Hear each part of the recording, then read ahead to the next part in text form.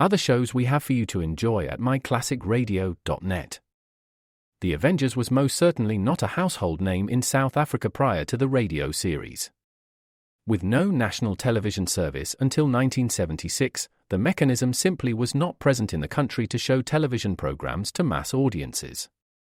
While many other countries reveled in the filmed adventures of John Steed and company, South Africa was not equipped to join in the fun. The series took Britain by storm and made a major impression in the American markets, being that greatest of rarities, a British series given a network transmission slot. However, as a filmed series, rather than a videotaped one, The Avengers was able to gain a modicum of exposure in South Africa through film rentals. Come and listen at myclassicradio.net. Other shows we have for you to enjoy at myclassicradio.net. 21 Precinct was a police drama broadcast on CBS from July 7, 1953, to July 26, 1956. It initially served as a summer replacement for My Friend Irma. The show was produced in cooperation with the Patrolmen's Benevolent Association of City of New York and adaptations from True Criminal in New York. The Policeman's Point of View. Historically, the 21st Precinct had been located near Gramercy Park, Manhattan. In 1929, the department reorganized the precinct numbering, and 21st designation was discontinued. No such precinct existed during the run, nor does a 21st precinct exist. However, the fictional precinct's territory closely corresponds to that of the Upper Side's 23rd precinct since 192. Come and listen at myclassicradio.net.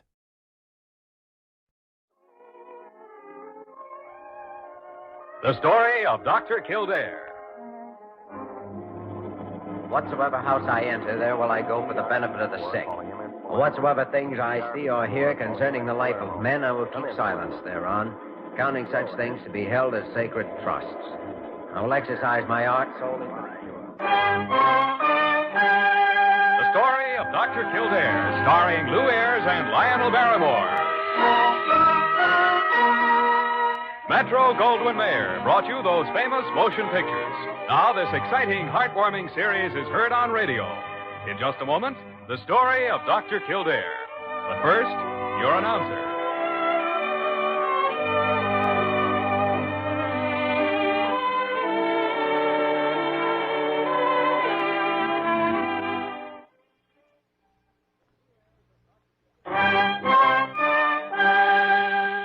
Now, the story of Dr. Kildare, starring Lou Ayres as Dr. Kildare and Lionel Barrymore as Dr. Gillespie.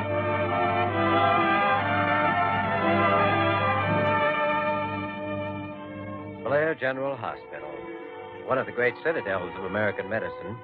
The clump of gray-white buildings planted deep in the heart of New York, nerve center of medical progress, where great minds and skilled hands wage man's everlasting battle against death and disease. Blair General Hospital, where life begins, where life ends, where life goes on. Dr. Gillespie, I looked for symptoms of childhood predisposition right in the beginning of the case, and there weren't any, so forget it. No sign of it. But, Jimmy, are you sure you got a complete history of the patient? Of course I did. Look, it's a simple case of nutritional anemia. There's no question about the diagnosis. So why all the third degree? Oh, just checking, Jimmy, that's all. Been doing quite a lot of that lately. Am I starting to slip, Doctor? No, Jimmy, of course not. But I'm not doing so well at diagnosing my own cases, maybe. Oh, nonsense. Of course you're doing well. Perhaps I'm careless, not conscientious enough. Oh, don't be ridiculous. Well, then let's get to the real reason, shall we? It's that overdeveloped curiosity of yours. Me? Curiosity? You just can't bear to have anything happen around here that you're not in on. Kildare, I have never been so falsely accused in my entire professional career. I've always confined myself strictly to my own specific duties. Which apparently include the whole hospital and half of New York City. Just name one time. Go on. One lone, single, solitary time that I've ever butted into somebody else's business. Why, I could think... Oh, hello, Parker. Well, I'm back, Dr. Gillespie, Dr. Kildare. And I'll say one thing, I've never seen such a storm in my life. Why, I was nearly blown off my feet just getting out of the taxi. Parker, never mind the weather report. What's new over at the East Side Clinic? At least let me get my hat off before you start the third degree. I've never seen anyone with as much curiosity as you've got. Why, Dr. Kildare, did I say something funny? No, but Dr. Gillespie just Parker, did. don't pay any attention to him. He has an abnormal sense of humor. Oh, really? Well, I've never noticed any particular... I'll get it. Kildare speaking. Jimmy, this is Bill Frazier at the Coast Guard radio base. Oh, Bill. Well, I haven't heard from you in months. How's everything? Fine. We'll probably get a chance to talk about it later. Look, Jimmy, we've got an emergency here that sounds like it's up your alley. What sort of an emergency? It's a young seaman, apparently in pretty bad shape. Needs medical attention. I see. And he's over there at the base. No, he's on a freighter, 280 miles out at sea. The ship's fighting heavy seas and may not make port for 48 to 60 hours. They left the ship's doctor in Le Havre. Thought maybe that you might be able to talk to the captain and tell him what to do. All right, Bill. I'll be over there in about 20 minutes. Where are we going, Jimmy? We? Well, I don't see any need for you going out in this weather just to... No, don't be an idiot. Parker, get my hat and coat.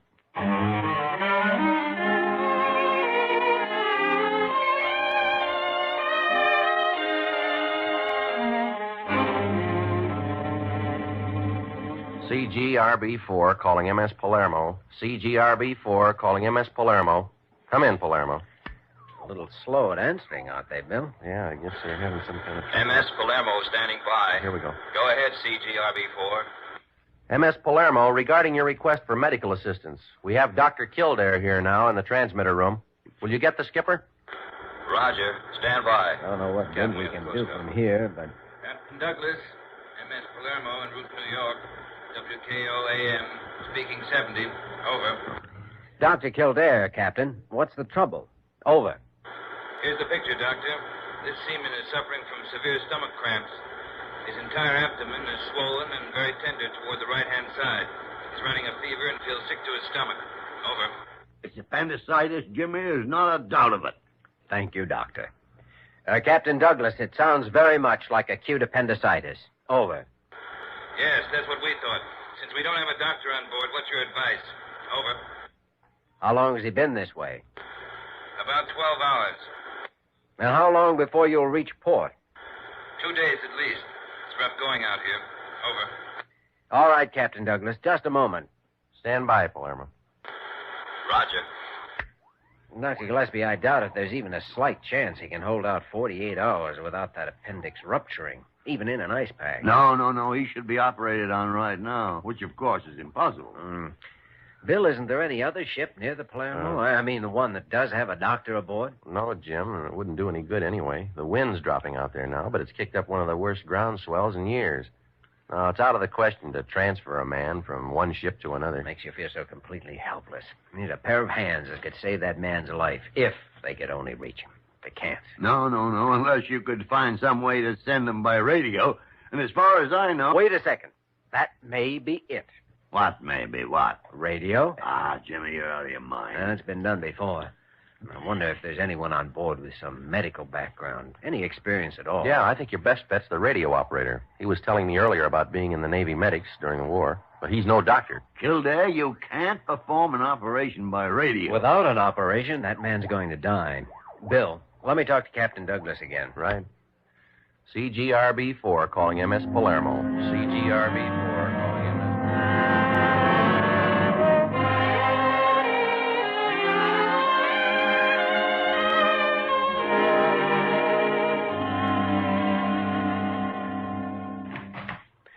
Oh, come on in, Parker. Did you bring the book? Yes, here it is, Dr. Kildare. I hope I got here in time. Yes, plenty of time. Now, let's see.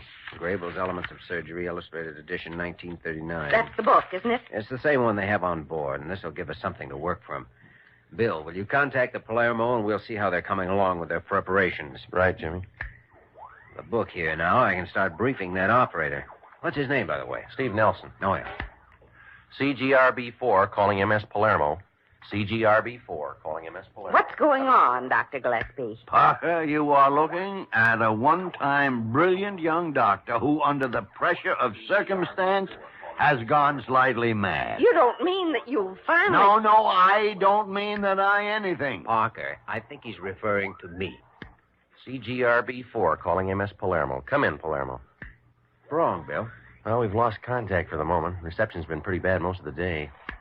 CGRB-4 calling MS Palermo. Jimmy, have you thought what would happen if we lost contact in the middle of an operation? You know what would happen as well as I do. Only we won't. We can't.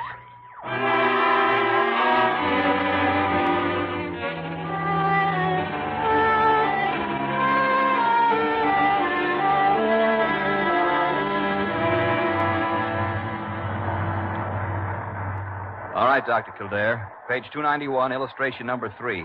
I've got it now. Go ahead. Now, Steve, notice the spot on the abdomen that's labeled McBurney's Point there in the illustration. Now, that's where your incision will start. Do you see it? McBurney's Point. Okay, Doctor. All right. Now, the first layer of muscle runs obliquely across the abdomen. It's marked transversus abdominis. Transversus abdominis. Right. Make your incision about 3 inches long and parallel to the direction of the muscles. Fasten it open with retractor clamps before you go on. Yes, sir. I understand. The next muscle layer is called rectus abdominis. It runs vertically, so you'll make a vertical incision through it. A vertical incision. Yes, sir. The idea is to avoid cutting across the muscle fibers whenever possible. Now, when you've opened this second layer, put clamps on it, too. Yes, Dr. Kildare. Yes, Steve. Dr. Kildare, Stand by a minute, will you? All right. Nelson, what's the trouble? Captain, I can't do it. You're the only man aboard who could possibly do it. I'm sorry, sir. If he were hurt or something, I could give him first aid. But to cut a man open calmly and deliberately, Captain, I can't do it, and that's all. I can't order you to do it, Nelson. I know how you feel. I couldn't do it either. Make radio contact, and we'll advise the Coast Guard in New York.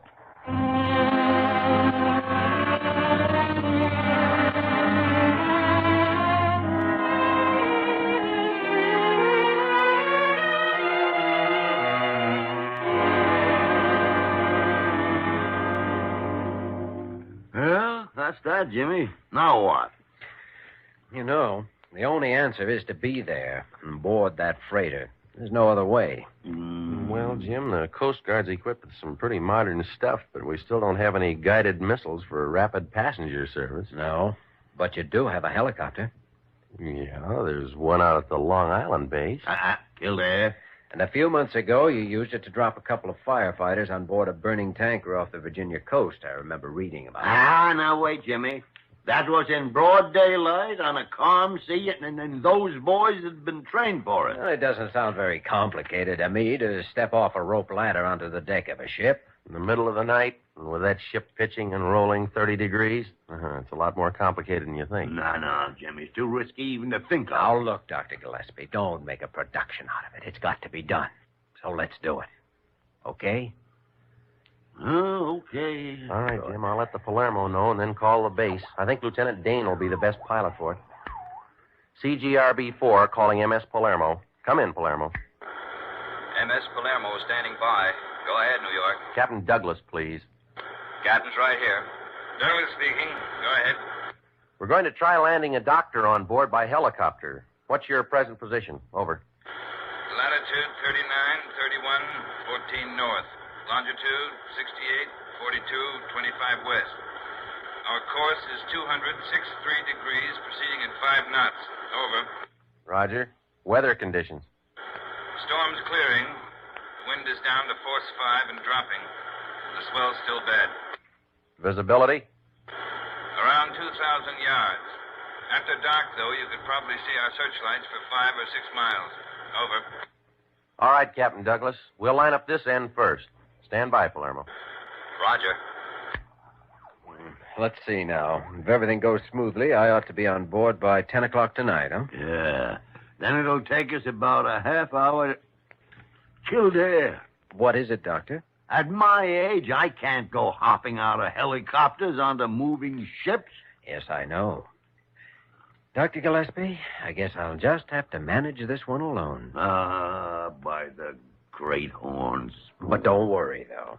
I'll tell you all about it. Tell you everything I've done. After I've done it.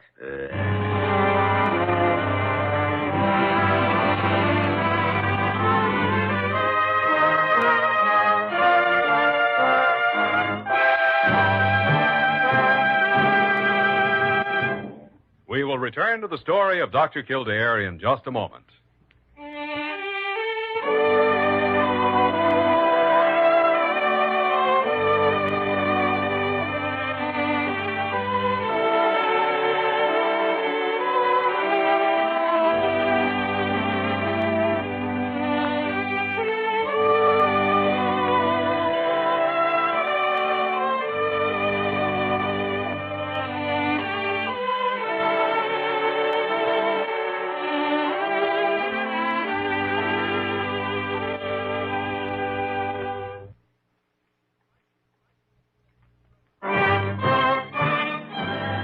Now we continue with the story of Dr. Kildare, starring Lou Ayres as Dr. Kildare and Lionel Barrymore as Dr. Gillespie.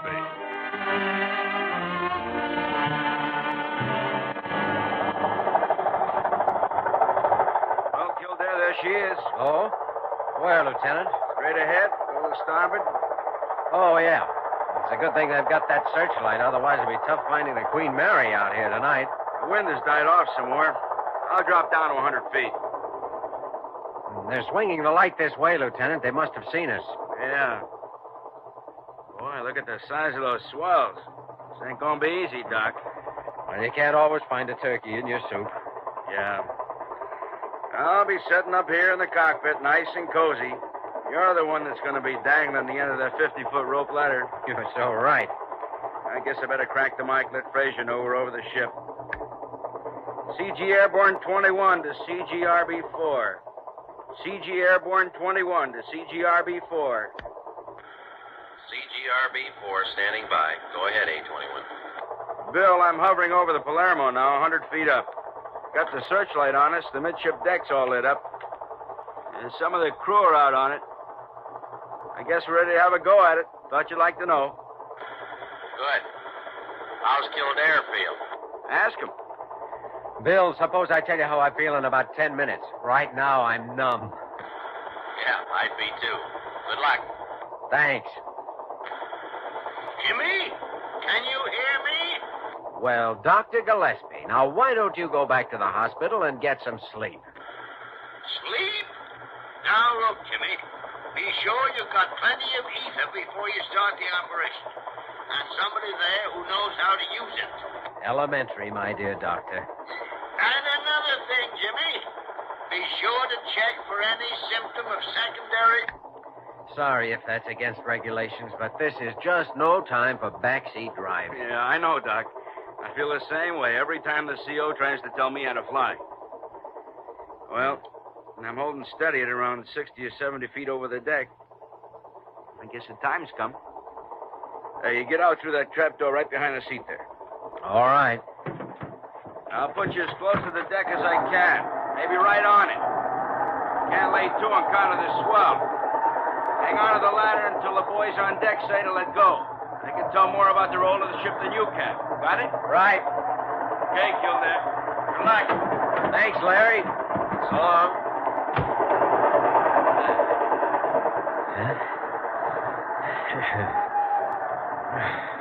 Doctor, don't jump until we tell you to. Right. Wait for the roll. Steady now. All right, jump. 135 first side. Go it, Joe. Get to the roll. Grab that railing, Doctor. Got it. You all right, Dr. Kildare? Sure. I'm okay, Captain. Close shave. Another foot and you'd been over the side. You wouldn't have had the devil's own chance of finding you. Captain, let's not worry about what might have happened. Where's the patient?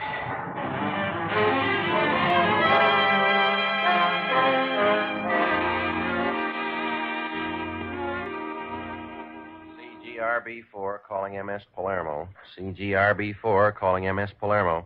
Come in, Palermo. It looks like we're out of luck, Dr. Gillespie. I guess you're not going to answer. Confound the gut to answer. How do I know what Kildare's doing out there if they won't answer? That could be Dr. Kildare's Oh, idea, Parker, you know. shut up. Well, I don't see why you don't take Jimmy's advice and get some sleep.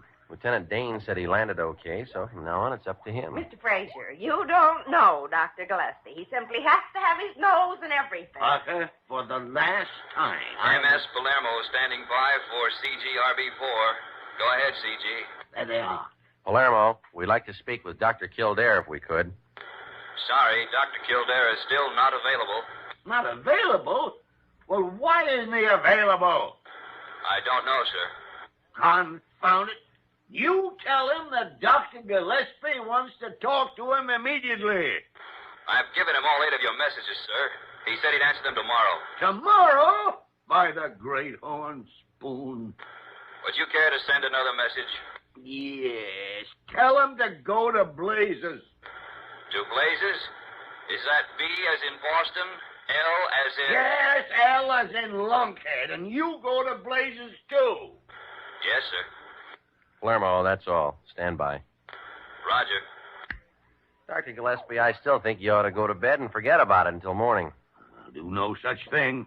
I'll report this to the FCC, the RFC, the Maritime Commission. I'll report it to Congress. Young nincompoop. Well, I take it that you don't have a very high opinion of Kildare's ability, is that it? Ridiculous. He's the best doctor in the country. Next to me, of course.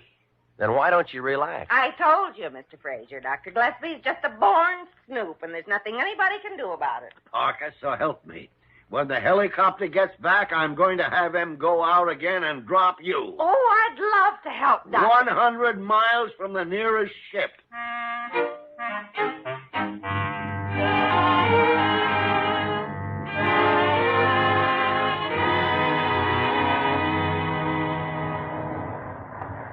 That just about does it. How's his pulse, Captain Douglas? Still steady, Dr. Kildare. Good. Well, you can relax and clean up now, Steve. We're through. All right, sir. There we are. Nice job of hem-stitching, Doctor. You'd have made a good sailmaker in the old days. Not on a ship that rolls as much as this one. That's the worst ground swell I've ever been in, at least in this part of the Atlantic. How about the boy here? Will he pull through? Yes, Captain. We got it in time. Barely in time, as a matter of fact. I'll stay with him until he comes out from under the anesthetic. What about all these messages from this Dr. Gillespie? Do you want me to contact the shore station now? Oh, I don't think there's any need to. And I don't know, though. I don't get an opportunity like this once in months. Sure. Let's go in the radio room and give him a call. All right, sir. Oh, Captain, if you don't mind watching him a few minutes, I'll be right back. Take your time, Doctor. I left the transmitter on, so it's already warmed up. Good. MS Palermo calling CGRB4, New York. MS Palermo calling CGRB4. Come in, RB4. Dr. Kildare, I'm sorry I had to back out of doing that operation. I just couldn't. Forget it, Steve. And then when you trusted me to take care... CGRB4, New York, standing by. Go ahead, Palermo. Dr. Kildare is calling Dr. Gillespie. Is he there? Am I here? Kildare, you listen to me. Why, Dr. Gillespie, I thought you'd be in bed hours ago. Never mind. Just tell me what happened. Happened? Oh, well, for one thing, I bruised my elbow when I landed on the deck. I'll let you take a look at it when I get back. I don't want to look at your confounded elbow. What about the operation? Oh, that. Well, it was quite a complicated case. Very interesting, in fact. Yeah, well, go on. Oh, much too complicated to go into tonight. Kildare? I'll tell you all about it when we reach port. Day after tomorrow. Darnation. Good night, Doctor. Okay, that's all, Steve. MS Palermo signing off. Good night. Kildare? I'll bet he's pulling his hair out.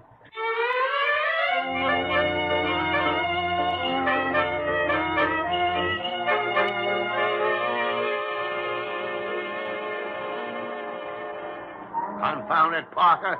Not only does he waste 2 days lolling around a ship, but now he has to be the last one down the gangplank. Oh, just relax, Dr. Gillespie. Relax. They brought the patient down here to the ambulance 5 minutes ago. So what's keeping Kildare? He knows what he's doing, and he'll be here in his own sweet time. I don't care if he never gets here. Parker, I'm through with him. Finally, absolutely, and for the last time, I'm through with him. Through with whom, Dr. Gillespie? Kildare, where did you come from? The other gangplank. You're looking very well, Doctor. Oh, thank you very much. And so are you. Thank you. A pleasant voyage, I trust. Oh, yes, very pleasant. Well, back to work. Yeah, what a pity. Oh, I guess there isn't room for all of us to ride over in the ambulance, so why don't you go ahead, Dr. Gillespie? Parker and I'll get a taxi. No, you don't. No, you don't. Well, what's wrong with that, Dr. Gillespie? Parker, you get in that ambulance and shut up. Don't say another word. Do you hear me? Well. Come on, Jimmy. Come on. We'll take the taxi. Anything you say, Doctor. All right, Jimmy. I had it coming, and I've learned my lesson. Oh, now stop kidding me. You'll be butting in on my cases again within 24 hours, and you know it. Well, well, anyway, this one turned out all right. Jimmy, we did it again. We did it again? Why, yes, you? Well, all right, confound it, you did it again. You know something, Dr. Gillespie. I went out there alone, that's true enough. But I took something along with me. Huh? Yes. I took thousands of hours of experience from working with you, watching you, and learning from you. So you were right the first time. We did do it. Taxi.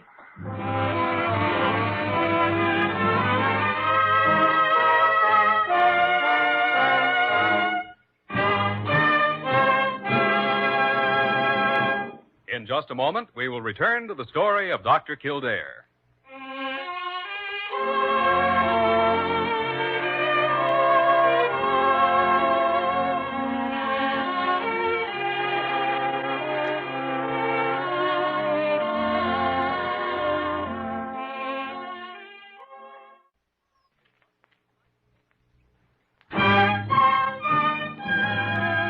Now, once again, the story of Dr. Kildare, starring Lou Ayres as Dr. Kildare and Lionel Barrymore as Dr. Gillespie.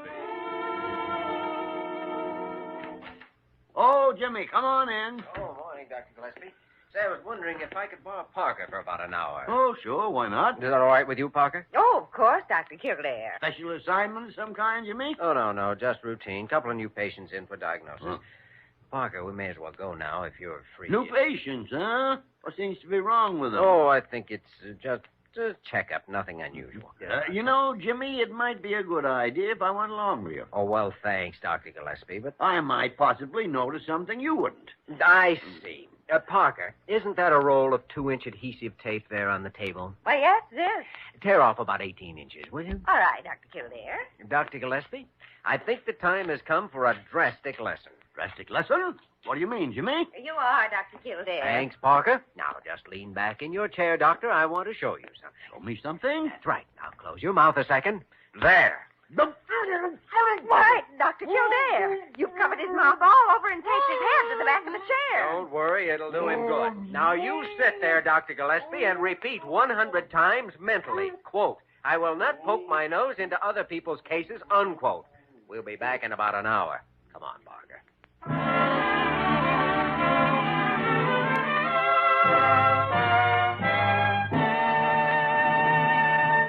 You have just heard the story of Dr. Kildare, starring Lou Ayres and Lionel Barrymore. This program was written by Les Crutchfield and directed by William P. Russo. Original music was composed and conducted by Walter Schumann. Supporting cast included Virginia Gregg, Raymond Burr, Herb Ellis, Jack Crucian, and Jack Webb. Dick Joy speaking.